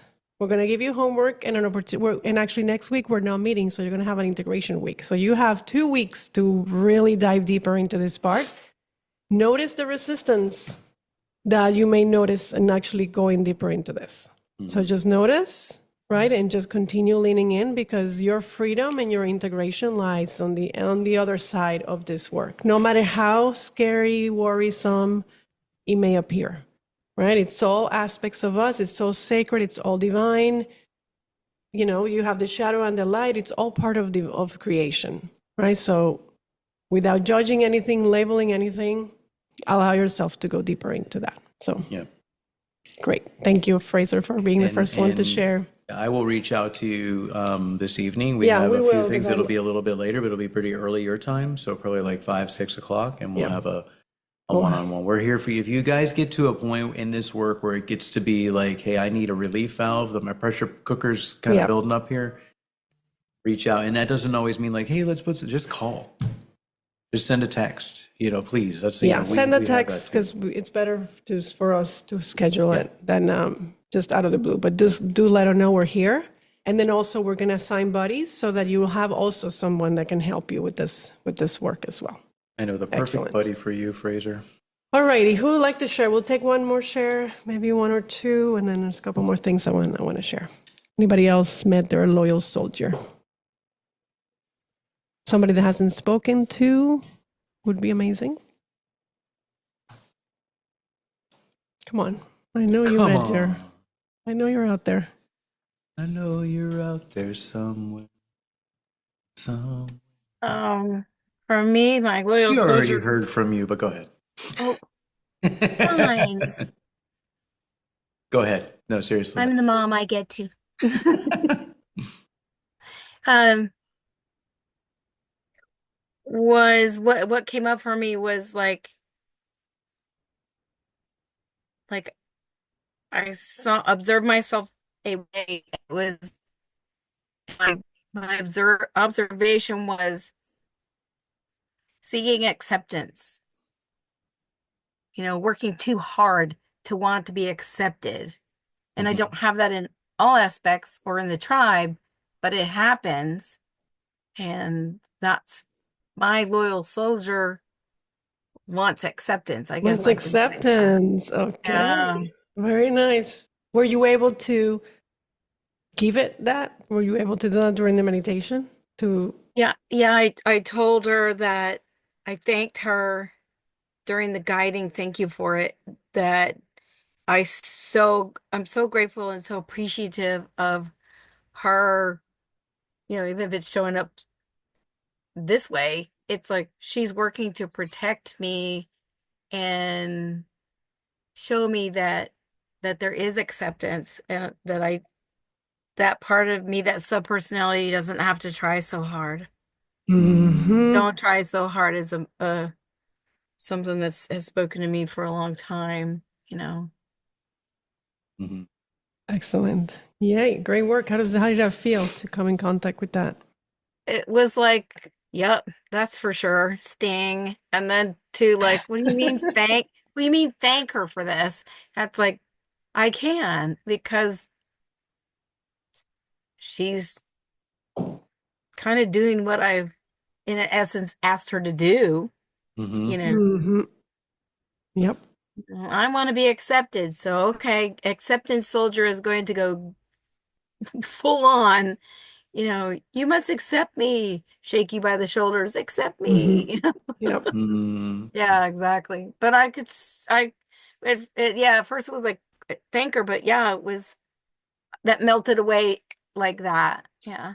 Exactly. That's the power of this work, right? Yeah. These sub-personalities, the moment we like work with them and identify them, give them what it needs, and go through the process, it integrates. Mhm. And it will no longer, depending on how deep it is, you may need to do the process a few times, but that Right. grip will become looser and looser until it becomes an integrated aspect of your personality. Yeah, I'm How looking good forward does to that that feel? moment. Yeah, that's It's quite amazing. anticipatory at this point. So, Yeah. yeah. So, yay. Thank you, Mama. Mhm. Thank you Yeah, so much for that Regina. example. Right. Thank you. Thank you. Great work, Regina. Okay, and one more share. Somebody that we haven't heard from today.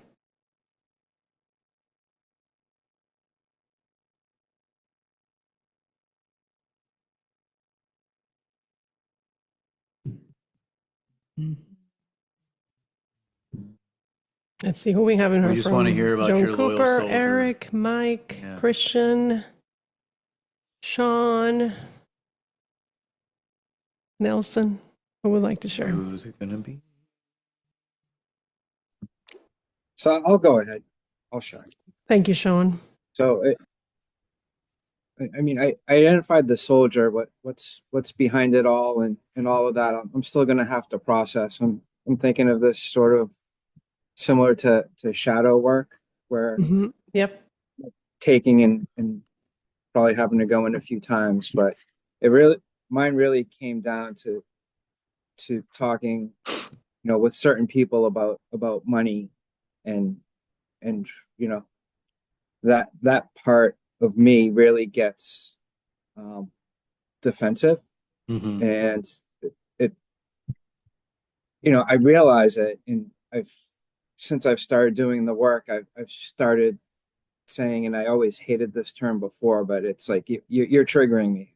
You need to stop, and and and that makes the other person like mad.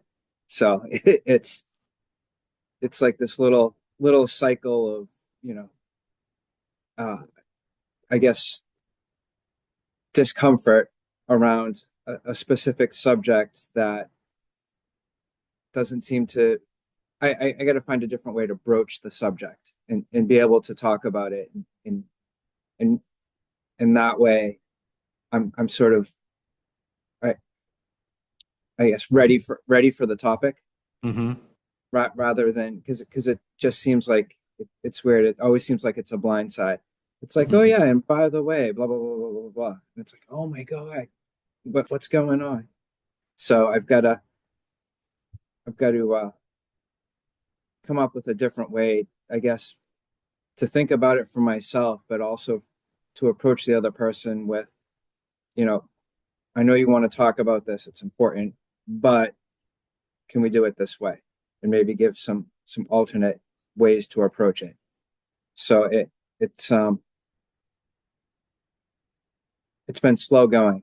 So Yeah. Yep, great. Sounds like a great opportunity for a synthesis, right? Well, I want to Yes. acknowledge All you those for, two. because what these loyal soldiers, even the loyal soldier of wanting to be accepted, the loyal soldier of rage. I kind of want a loyal soldier of rage on my side because, that guy's going to be a badass when I need to call on him/her. What would you name that loyal soldier of yours, John?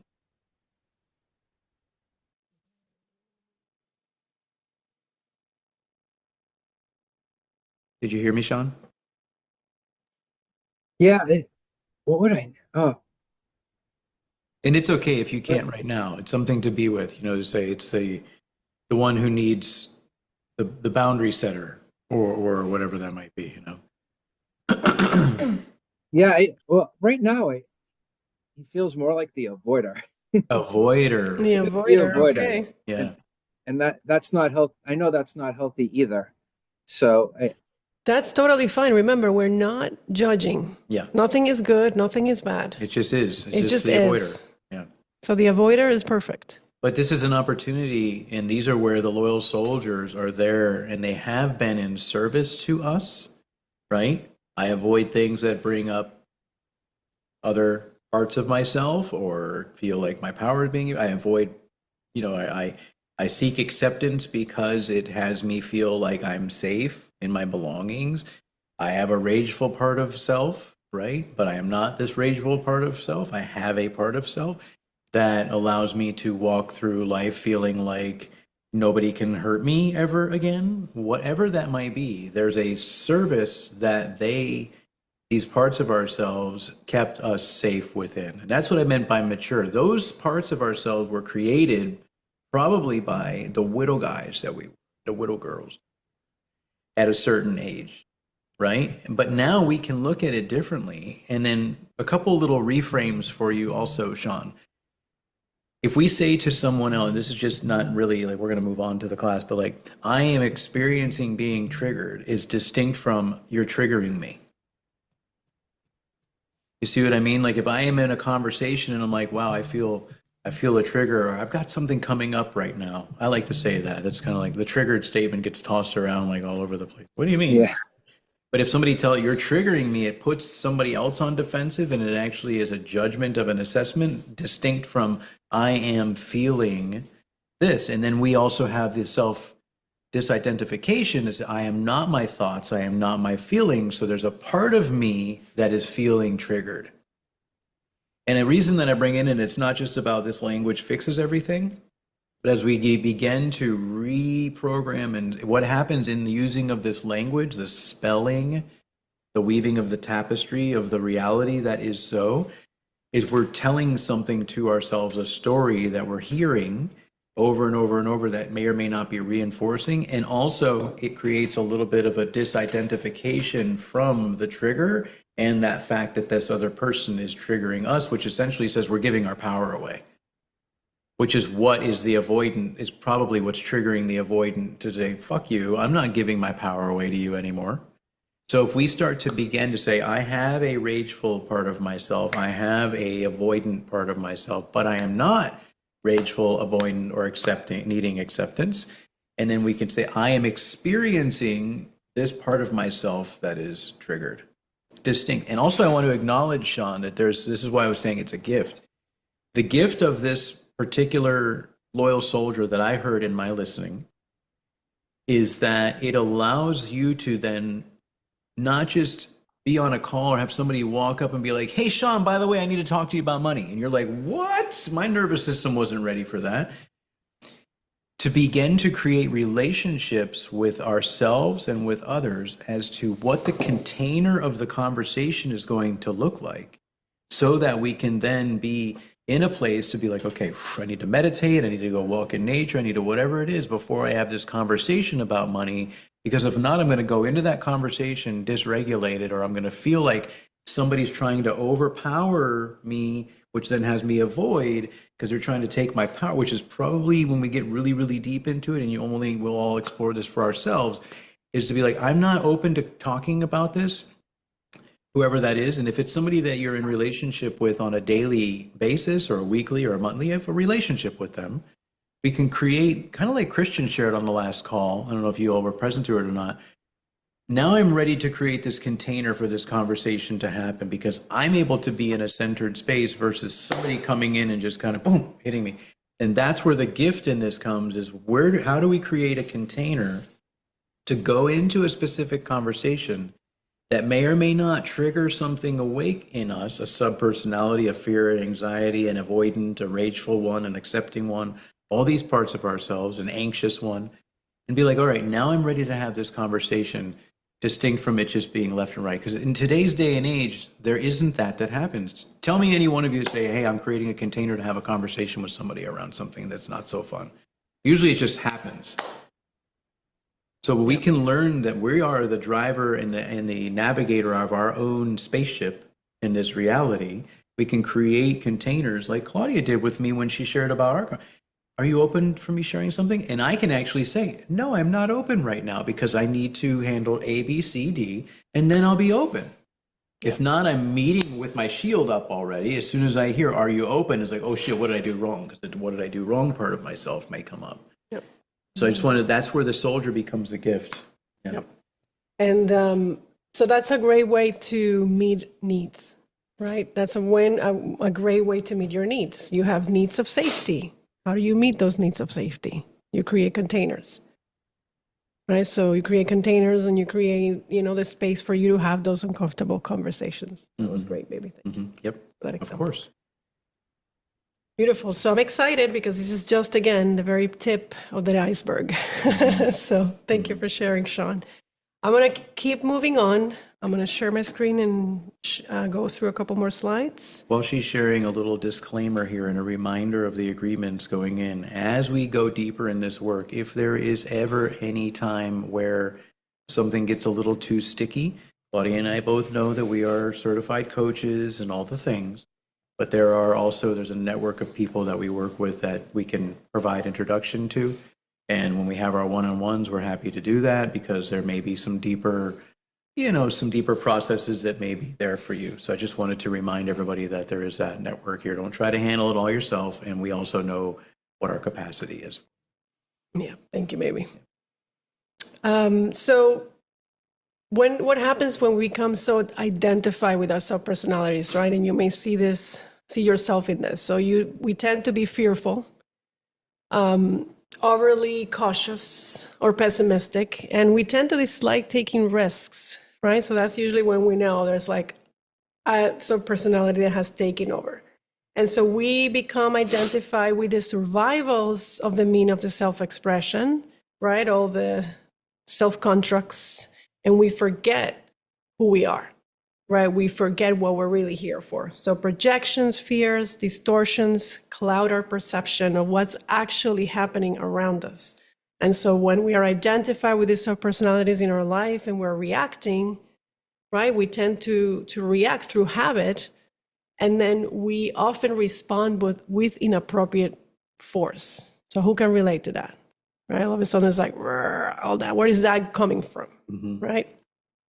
And so the most painful aspect of survival, only consciousness, we're moving away from, is that we cut ourselves from the purpose and meaning in our lives, right? And it just feels like we are walking without any joy and inspiration, right? So it tends to lead to depression, confusion, and great anxiety. And so it is important for us to move from that survival to disidentify from these subpersonalities that have taken a lot of root and that they're operating, so that we can experience more meaning, we can experience more freedom in our lives. So we can all identify, right? Can you all imagine a time in your life where you felt like that? Like, what's the point of it all? You just become so depressed. It's like there's not able, you know what I mean? Like, what's the point of it all? That's a consequence of the over-identification with the subpersonalities. Thank you, AI. And so as we disidentify from our survival trends, we begin to see what is more clearly. Then we can respond with conscious choice rather than habit, and we discover how to live our life with more purpose and more choice. Now, each person manifests the self, capital S, expression uniquely, because each of us has a unique inner design of qualities and capabilities. It's called the inner design. And this inner design that we were born with may have been affected by circumstances of life, right? They're either enhance our inner design or suppress our inner design.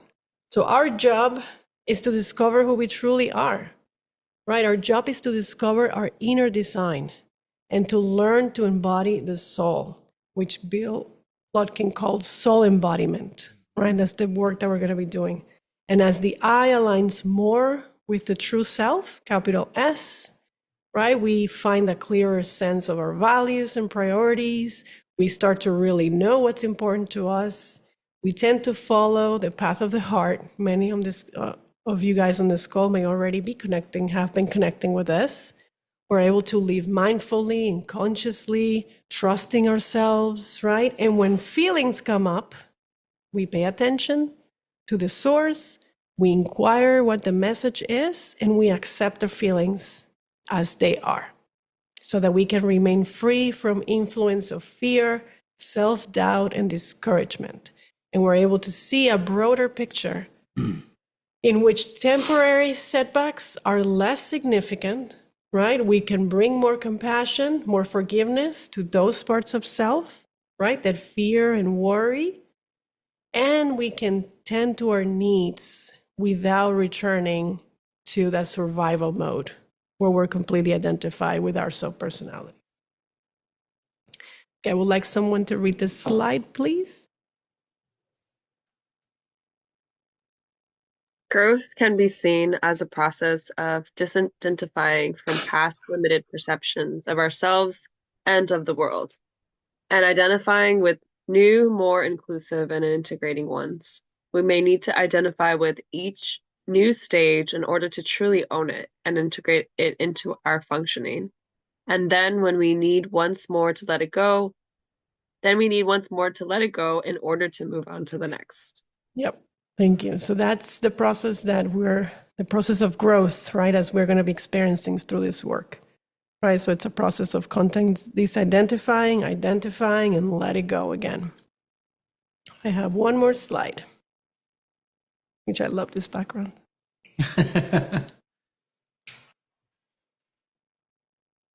Who would like to read it?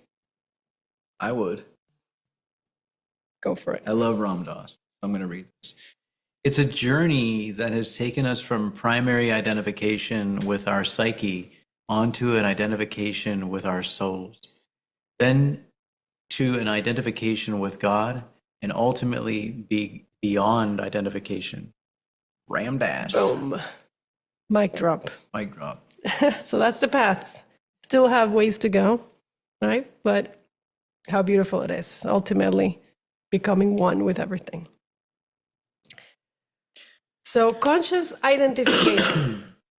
We can disidentify best by first identifying strongly with a part.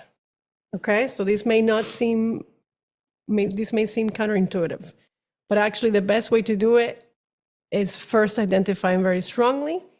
And then when we make that identification conscious and deliberate, it can help to expand the awareness and acceptance of that part of ourselves. So you can see how in the meditation, we started to connect with that part of ourselves so that we can find out more information about it, so we can actually expand our awareness and our acceptance.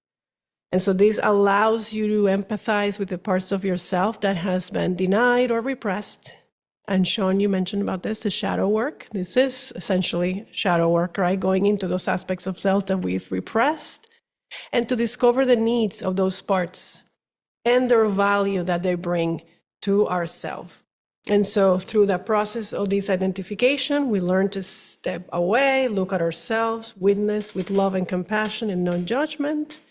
And the more you do it, the more you confirm your ability and discover your power of choice.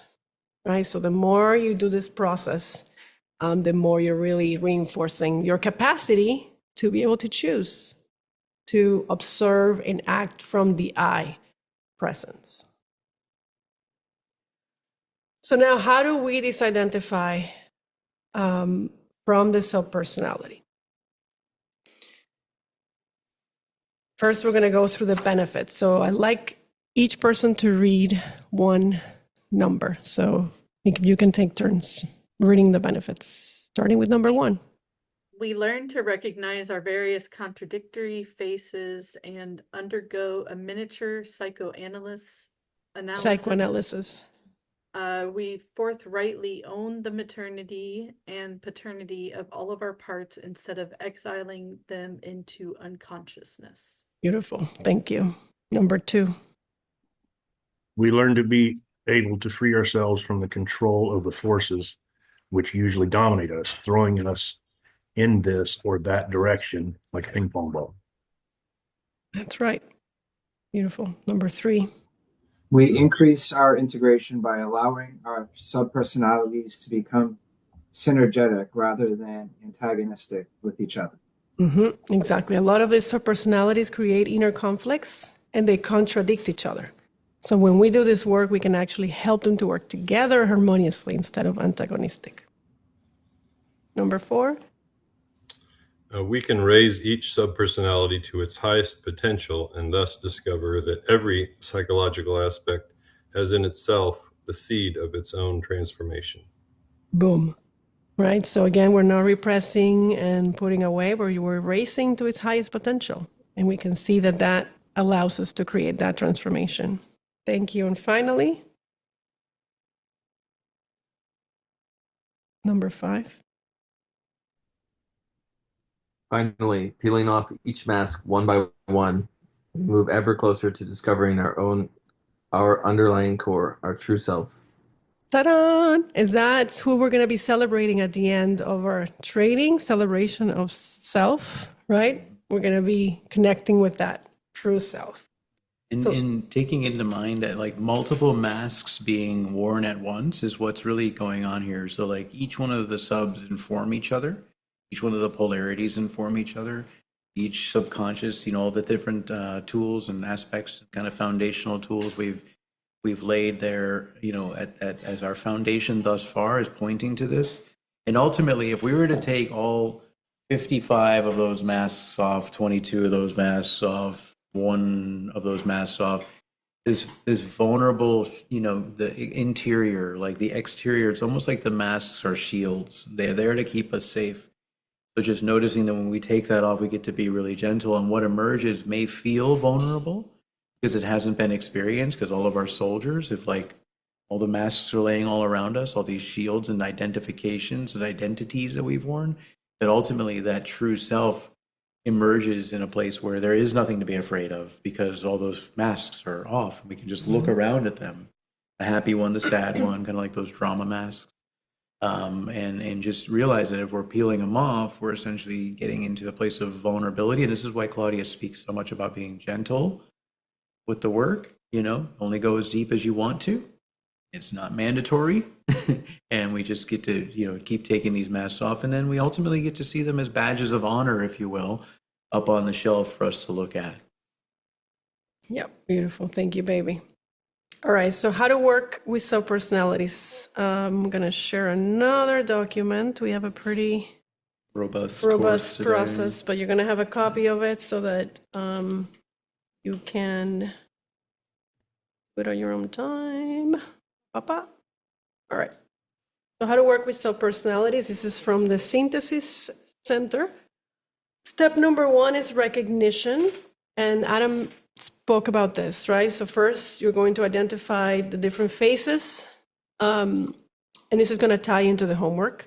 So you're going to recognize the different faces that you present to the world. And don't worry about writing this down. You'll get a copy of it. Yeah, you're going to get a copy of all this. So for now, you just kind of read through it. And so the first step is to name it. So you're going to give each personality a description name, such as the good boy, the good girl, the victim, the critic, the avoider, the rager, whatever that is. Raging Cajun. This is very important and key if possible, do this with a sense of humor. Mhm. That's going to be your key. Bring humor into it, humor and acceptance. Appearance, what does this character look like? How he might dress? What type of body language and posture does it have? How he might move? So you're going to get really personal and really understand how each personality shows up in your life, feelings, what kind of feelings, and then the attitude. What is the worldview? Step 2, acceptance and coordination. Very important step. Do you accept the subpersonality? Yes or no, right? So you're going to have to go through the process so that you do end up accepting that subpersonality. And in the work, I'll say it now. So we're going to assign Correct, bodies Mom, at correct. the end of the or just in a moment. And when you do meet with your body, your body can use this document and essentially be asking you these questions, right? So you can go through it and identify the needs and desires, as we talked about. What does this subpersonality want? Super important. Try not to skip any stages. And if you don't hear the information, just go back and whatever it is, receive Trust it, it, right? yeah. Trust it. Even if you don't like it, just trust the process. What does it really need? What does it have to offer? What are the consequences that shows up in the world? Has it been present for a long time, or is it a recent subpersonality? How important does this subpersonality play in your life, right? And then you go into the step 3, which is integration. How does this subpersonality interact with other subpersonalities? Which one does it come in conflict with? And, this is pretty robust. That's why we're giving you the 2 weeks, and you're really going to have, the rest of the time to take time to go through this process. And then the last step is to ground it, right? It's the most important aspect of the work. And so it may seem, this is something very important that I actually want to go over. So it may seem easier to find new things about ourselves than to go deeper and to apply what we already know. So this is going to be key. So increasing your self-awareness may actually create overwhelm and psychological overload. So to prevent this from occurring, we don't want you to get overwhelmed with all that is going to be opening up. It is important to work patiently toward expressing and actualizing the insights that you've been discovering before you move on to a new awareness. And so then ground it into the daily life. How can you bring this awareness into your daily life is going to be the final, very important step of this work. So you'll receive this copy of this document. You can print it, put it in your folder, and also utilize it to work through with your body. And so I'm just going to share one more thing because. And then we got buddies. Drum roll, And then we got please. buddies. We're almost done.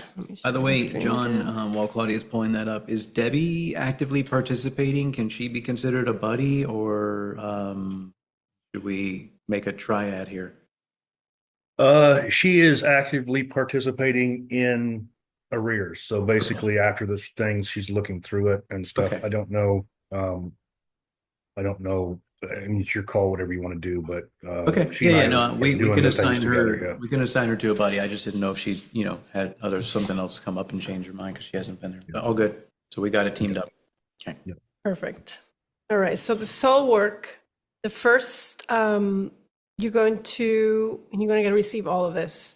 You're going to identify 3 subpersonalities, and with the support of a document that I'm going to share my screen now. Can you multiple screens? I don't know. Can. There's a way, but I don't know how to do it. So there's a subpersonality questionnaire that you're also going to be receiving. It's this subpersonality questionnaire. This is from the institute that we did our certification. And you're going to take time to fill this out with 3 subpersonalities, ideally. But if you can do at least the main one, do it. But if you want to get the most of this work on it, fill it in with the main 3 subpersonalities that are currently showing up in your life. So that's the first step. to identify 3 subpersonalities with the help of this document. This is on your own, and then you'll have your buddy call. Yeah, we'll kinda go so into do that this once on you your stop own so that sharing. you are, aware of what subpersonalities you're working with the help of that questionnaire. And then when you meet up with your body call, then you can do the exercise answering each of the questions of the stages. Essentially, you're going to have 2 weeks to work on that first document that Claudia put up there. We'll put it in the portal, and it'll also go in the, not the how you do in chat, but in the information chat. And then there's going to be the subpersonality work. So you take that document that Claudia just showed you, where it's like question 1, question 2, question 3. It'll kind of bring you into how to describe the different sub. Ideally, you would do that on your own and then schedule your buddy call for like this call this time next week or something like that. What a great time, because you've already got it blocked out. Yep. And everybody, while Claudia's pulling that up, is Debbie actively participating? Can she be considered a buddy, or should we make a triad here? She is actively participating in arrears. So basically after this thing, she's looking through it and stuff. Okay. I don't know. I don't know. I mean, it's your call, whatever you want to do, but Okay. she and I No, are we doing can the things assign her. together, yeah. We can assign her to a buddy. I just didn't know if she, had something else come up and change her mind because she hasn't been there. But all good. So we got it teamed up. Okay. Yeah. Perfect. All right. So the soul work, the first, you're going to get receive all of this. You're going to identify 3 subpersonalities, and with the support of a document that I'm going to share my screen now. Can you multiple screens? I don't know. Can. There's a way, but I don't know how to do it.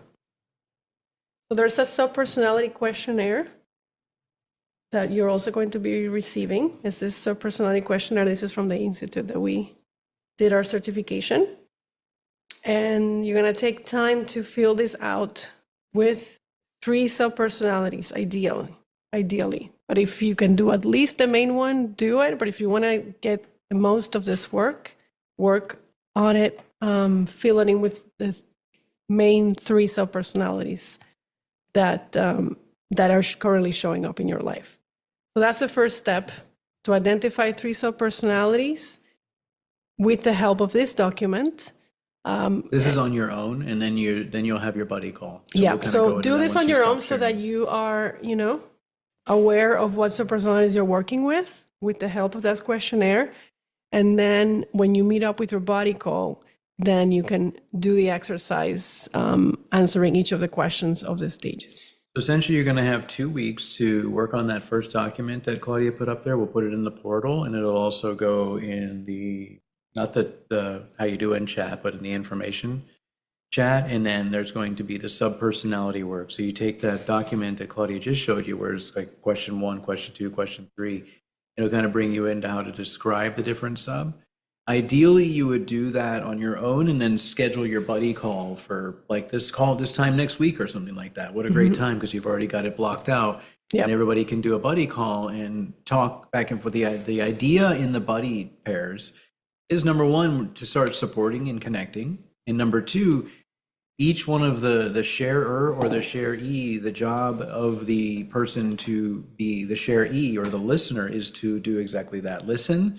And if there's any like, hey, you're stuck, let me ask you a question, to just be mindful to not really inserting, well, it sounds like it's this kind of subpersonality. Like, no, let's just invite, like, well, what does that look like? How does that feel? That just following along those questions, right? And kind of going through it again. Yep. And that's a great point. Thank you for bringing that up. Yep. So your job is to listen and to ask questions. Yep. Don't try to infer or pick up, or don't introduce any of your own thoughts into the person experience. Your job is to simply listen, and your job is to help your body get clear from his own inner contents. Right. So we don't want to project and put stuff that's from our consciousness into theirs. Okay, that's actually really important. Exactly. We're giving you some coaching one-on-one here. Yeah, yeah. So then, and this may be the first time ever that you're having a buddy kind of situation where you're asking the questions and just noticing where we want to insert things. We will be putting the buddies in the chat, but I'm sure you all are just itching to know who your buddies are. So I'm not even, I just went ahead and jotted some names down here, trusting myself. And for the essence of time, Brother Fraser and Sister Tasnova, how do you feel about being teamed up? All right, all right. So you guys can exchange information. Everybody's information is in that chat. You can, feel free to be like, hey, reach me here. But please leave the chat. Like, let's not do any coordination. Yeah, I know you did. Let's not do any hey, well, how about 4 o'clock in that chat? Take that offline in your own conversation. Ask me how I know. Brother Sean, where are you at, Sean? And Sister Regina. Sean and Regina. Yay. If anybody has objection, it's not keep it personal. It's not personal. But if there's like a man, woman kind of, I'd rather have a woman. Just feel free to, raise your hand and say I'd rather work with somebody else. We're not going to take it personally, right, everyone? But I think we're going to be good here. Nelson, where are you at, Nelson? Here you are. Nelson and John Cooper. Very nice. John's going to hold you accountable, and Nelson, you as well. Eric and Mama Deborah, going back old school. Oh, snap. Your job is to say on context. We're not gratituding each other. We're psychosynthesizing each other. Mike and Masha, who is not on the call now, but she will be informed. So Mike and Masha. Masha's an ass kicker, so watch out, Mike. Caitlin and Christian. How's that feel for you two? Thumbs up. You may even be in the same time zone. I'm not really 100%. No, I think you're off by one a little bit. Christian's still Eastern. Lisa and Ali Ness, who is not on the call. Lisa and Ali Ness. And then last but definitely not least, pulling in the last final position, the what do they call that when you're towing behind and they end at the caboose? Claudia Nieves and Debbie Howes. Awesome. Debbie really hasn't been too much of a participant, but Claudia, you know this work well, so I figured that's what came through. How does that feel for everybody? Everybody happy? Everybody happy? And we may move buddies along. This is just going to be for the next 2 weeks of this module. Yep.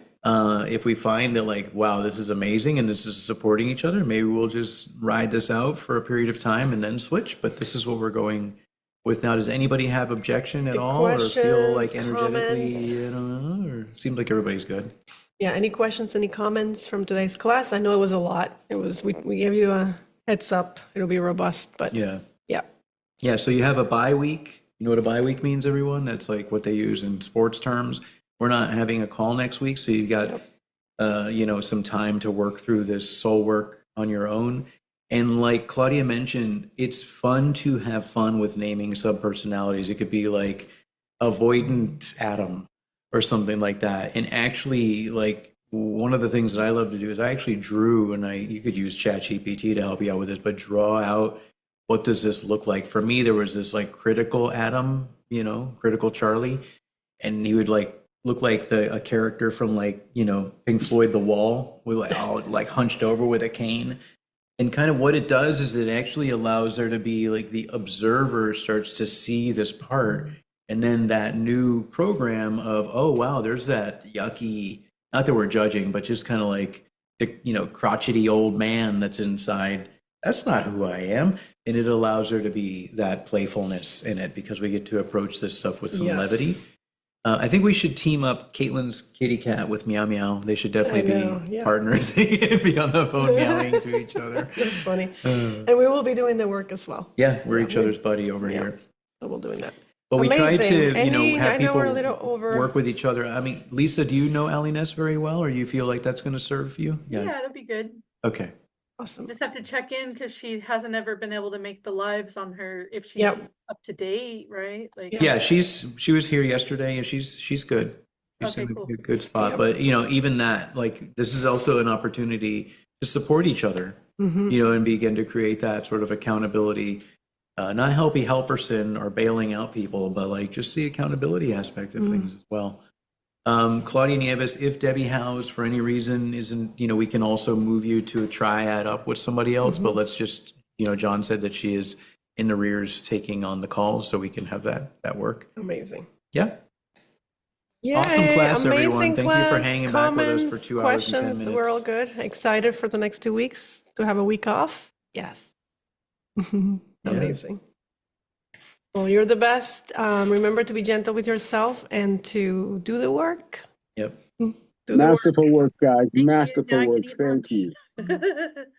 That's meat and potatoes. Thank you, Brother Yes. Nelson. Yes. What did you say, Lisa? I missed it. I said now I can eat lunch. I only had a smoothie today. I know. I have my lunch here. I never ate it either. Here's my lunch. So we're right there with you. I will say Amazing. I've dropped 5 pounds since January 1st, though. Yay, yay. Thank you very much, everyone. You can stop the recording. We love you, and